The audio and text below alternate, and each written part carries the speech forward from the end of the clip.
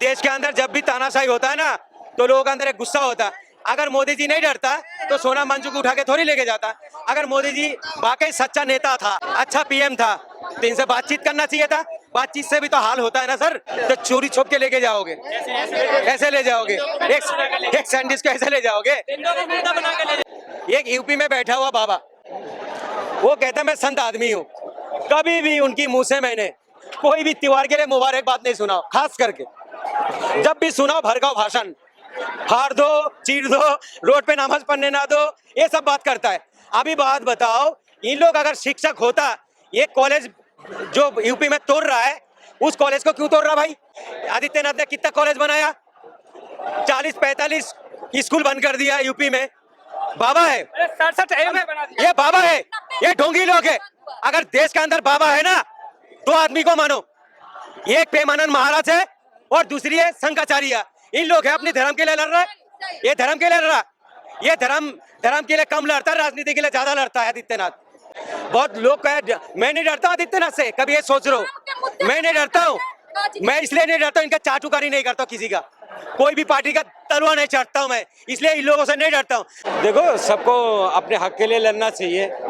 जब इंसान वोट डालते हैं, जब वोट डालते हैं, संविधान दो अधिकार देता है, एक तो वोट डालने का और दूसरा सरकार से सवाल पूछने का। चर्चा कर सकते हैं, ऐसा कोई बात नहीं है। अगर सरकार ना सुने तो जनता को सुनाना चाहिए।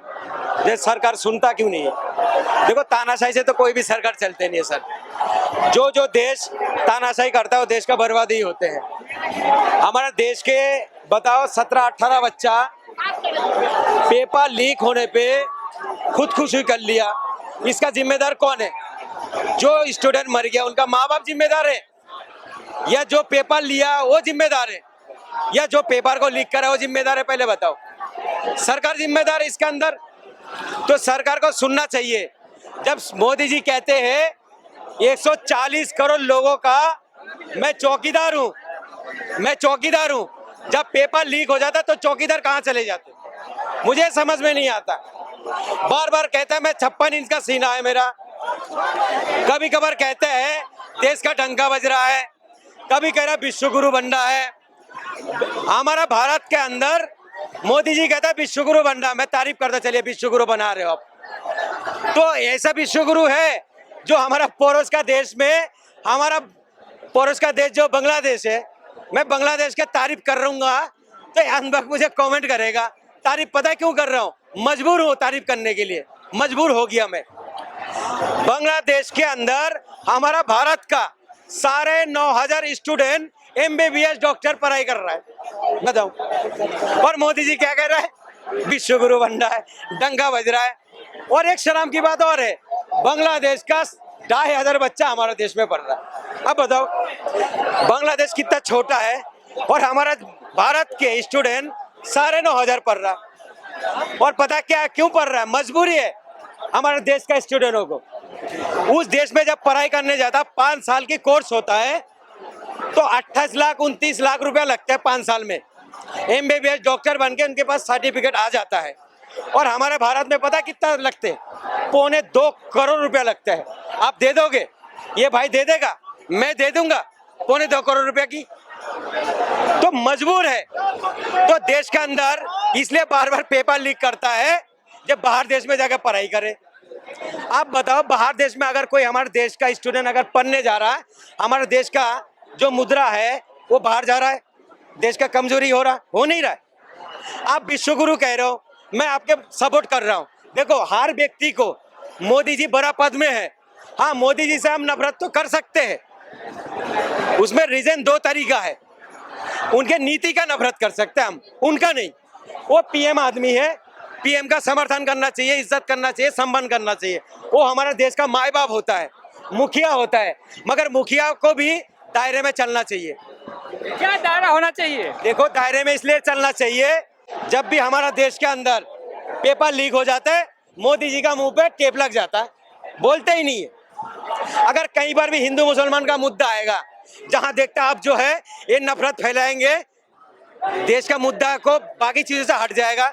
ये जो सरकार जानबूझ के हिंदू मुसलमान कराता है, मुझे पहले इतना समझ नहीं था, आप मुझे समझ में आ गया जो हिंदू मुसलमान जानबूझ के क्यों करा था पता है, बाकी चीजों से मुद्दा हट जाएगा, बेरोजगारी पे बात नहीं करेगा, महंगाई पे बात नहीं करेगा, शिक्षा में बात नहीं करेगा, स्वास्थ्य के बारे में बात नहीं करेगा। एक यूपी में बैठा हुआ बाबा, वो कहता है मैं संत आदमी हूँ, कभी भी उनकी मुंह से मैंने कोई भी त्योहार के लिए मुबारकबाद नहीं सुना, खास करके जब भी सुनाओ भड़काऊ भाषण, फाड़ दो, चीर दो, रोड पे नमाज पढ़ने ना दो, ये सब बात करता है। अभी बात बताओ, इन लोग अगर शिक्षक होता, ये कॉलेज जो यूपी में तोड़ रहा है, उस कॉलेज को क्यों तोड़ रहा भाई? आप एक बात सुनो, कि उसका नाम मोहम्मद लग गया है, ठीक है, हमको कहना है कि उसका नाम योगी रख दो, उस कॉलेज का नाम अरे भाई, आदित्य योगी रख दो, ठीक है, सही बात है, सही बात रख दो, बिल्कुल लेकिन सही। कॉलेज मत तोड़ो, कॉलेज में एक बात सुनो, मोदी रख दो। ये देखो, उसके जगह में अगर मैं होता, आदित्यनाथ जगह के मैं होता, मैं भरी मोटी जुर्माना, सुन लो सर, वो कॉलेज तोड़ने की जरूरत नहीं है। उस कॉलेज के अंदर पता कौन पढ़ता है? जिसका माँ बाप नहीं है, 3,500 बच्चे पढ़ते हैं, उसको कोई जो है पैसा देना नहीं पड़ता है, फ्री पढ़ाई करता है। और एक सुविधा और भी है, जिसका है तो माँ नहीं है, जिसका बाप नहीं है, कोई भी एक नहीं है, तो उसको आधा पढ़ाई का खर्चा मिलेगा। आदित्यनाथ ने कितना कॉलेज बनाया? 40-45 स्कूल बंद कर दिया यूपी में। बाबा है, 67 एम बना दिया। ये बाबा है, ये ढोंगी लोग है। अगर देश के अंदर बाबा है ना, दो आदमी को मानो, एक प्रेमानंद महाराज है और दूसरी है शंकराचार्य। इन लोग है अपने धर्म के लिए लड़ रहा है, ये धर्म के लिए लड़ रहा, ये धर्म के लिए कम लड़ता है, राजनीति के लिए ज्यादा लड़ता है आदित्यनाथ। हाँ, मेरे साथ भड़काऊ भाषण देता है, कभी देश के मुद्दा की बात ही नहीं करता आदित्यनाथ। बहुत लोग कहे मैं नहीं डरता हूँ आदित्यनाथ से, कभी ये सोच रहा हूँ मैं नहीं डरता हूँ, मैं इसलिए नहीं डरता हूँ, इनका चाटुकारी नहीं करता हूँ, किसी का कोई भी पार्टी का तलवा नहीं चढ़ता हूँ मैं, इसलिए इन लोगों से नहीं डरता हूँ। मैं मोदी जी से भी नहीं डरता हूँ, मैं मोदी से भी नहीं डरता हूँ। मुझे संविधान हक देता है हर किसी से बातचीत करने का। जब मैं वोट डाल सकता हूँ तो सरकार से सवाल भी पूछ सकता हूँ। जिस दिन मैं वोट नहीं दूंगा उस दिन मैं सरकार से सवाल भी नहीं पूछूंगा। संविधान हक देता, दो हक देता है, हर जनता को हक देता है, एक वोट डालने का, दूसरी सरकार से सवाल पूछने का। चर्चा नहीं करोगे? चर्चा क्यों नहीं करेंगे भाई? एक बात बताओ, देश का अनपढ़ नेता एसी का रूम में बैठा हुआ है और पढ़ा लिखा लोग यहाँ भूखहड़ताल में बैठा हुआ है, सूखा रूखा खाना खा रहा। जो लोग कहते हैं ना यहाँ फंडिंग आता है, एक रात गुजार के जाओ ना, यहाँ पर एक दिन गुजार के जाओ, फिर तुम्हें पता लगेगा फंडिंग कहाँ से आता है।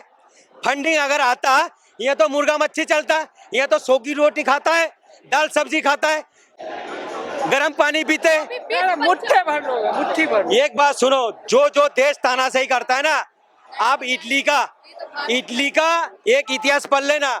मोदी जी जो है ना बहुत जाता इटली मेरे लिए टॉफी खिलाने के लिए, मगर मोदी जी का इतिहास पता नहीं है। वहाँ एक सरकार था, वहाँ का एक पीएम था, वो तानाशाही करता था स्टूडेंट के साथ। जनता ने क्या करा पता है? जब दुखी हो गया, उनकी सरकार पलट दी। तो मोदी जी, हर देश का इतिहास आप पढ़ा करो, आप तानाशाही मत करो। मैं आपसे नफरत नहीं करता हूँ, मैं आपका नीति से नफरत करता हूँ।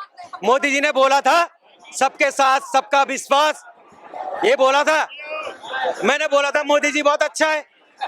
हमें क्या पता है कुछ दिन बाद आप भड़काऊ भाषण दोगे, तुम्हारा जमीन छीन लेगा, तुम्हारा बेटी छीन लेगा, तुम्हारा रोटी छीन लेगा, तुम्हारा मंगलसूत्र छीन लेगा। किनको बोला था मोदी जी ने? बताओ। ये देश के अंदर जब भी तानाशाही होता है ना, तो लोगों के अंदर एक गुस्सा होता है। अगर मोदी जी नहीं डरता तो सोना मंजू को उठा के थोड़ी लेके जाता।